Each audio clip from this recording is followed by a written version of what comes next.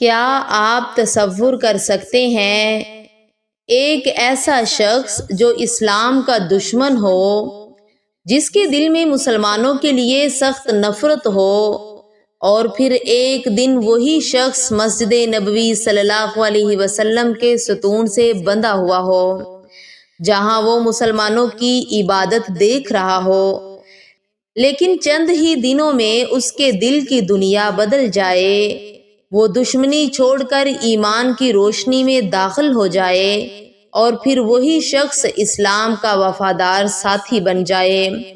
یہ واقعہ ہمیں بتاتا ہے کہ اللہ تعالیٰ جس کے لیے ہدایت کا دروازہ کھول دے، دنیا کی کوئی طاقت اسے روک نہیں سکتی۔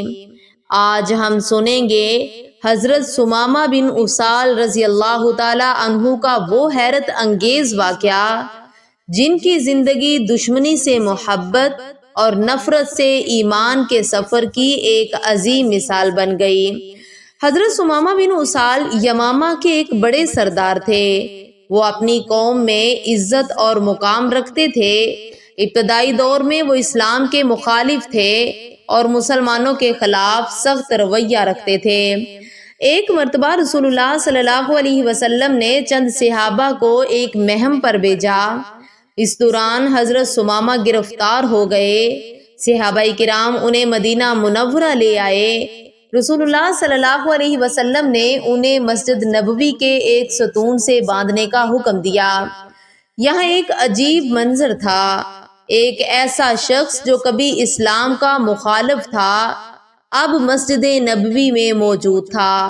وہ دیکھ رہا تھا کہ مسلمان کیسے نماز پڑھتے ہیں، کیسے رسول اللہ صلی اللہ علیہ وسلم سے محبت کرتے ہیں، اور کیسے اخلاق کے ساتھ پیش آتے ہیں۔ رسول اللہ صلی اللہ علیہ وسلم ان کے پاس تشریف لائے اور فرمایا، اے ثمامہ، تمہارے پاس کیا ہے؟ انہوں نے جواب دیا، میرے پاس خیر ہے اے محمد۔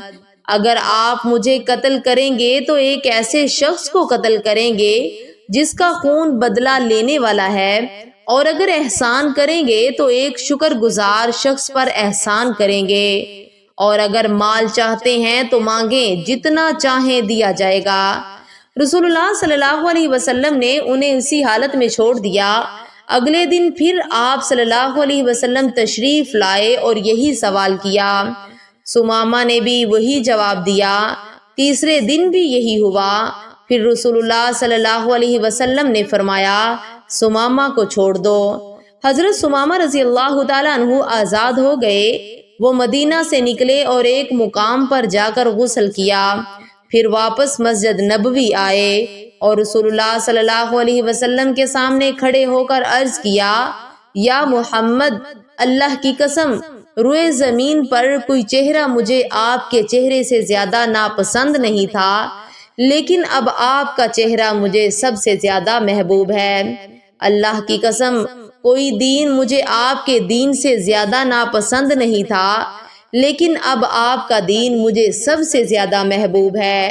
اللہ کی قسم، کوئی شہر مجھے آپ کے شہر سے زیادہ ناپسند نہیں تھا، لیکن اب آپ کا شہر مجھے سب سے زیادہ محبوب ہے۔ پھر انہوں نے کلمہ پڑھ لیا اور اسلام قبول کر لیا۔ حضرت ثمامہ رضی اللہ تعالیٰ عنہ مسلمان ہونے کے بعد عمرہ کرنے کے لیے مکہ گئے۔ جب قریش نے انہیں دیکھا تو حیران رہ گئے۔ انہوں نے پوچھا، کیا تم بھی اپنا دین بدل بیٹھے؟ حضرت ثمامہ نے جواب دیا، نہیں، بلکہ میں محمد صلی اللہ علیہ وسلم کے ساتھ اسلام لے آیا ہوں۔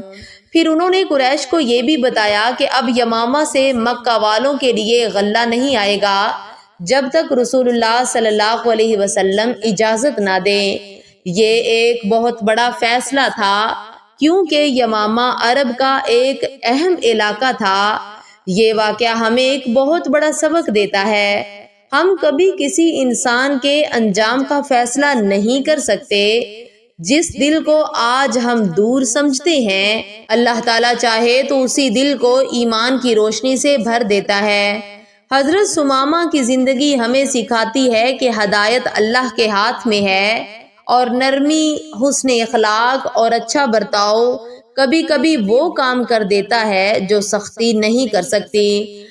رسول اللہ صلی اللہ علیہ وسلم نے ایک شخص کے ساتھ بھی صبر، حکمت اور رحم کا معاملہ فرمایا اور اللہ تعالیٰ نے اسی کے دل کو ایمان کے لیے کھول دیا۔ اللہ تعالیٰ ہمیں بھی حسن اخلاق، صبر اور دین کی صحیح سمجھ عطا فرمائے، آمین۔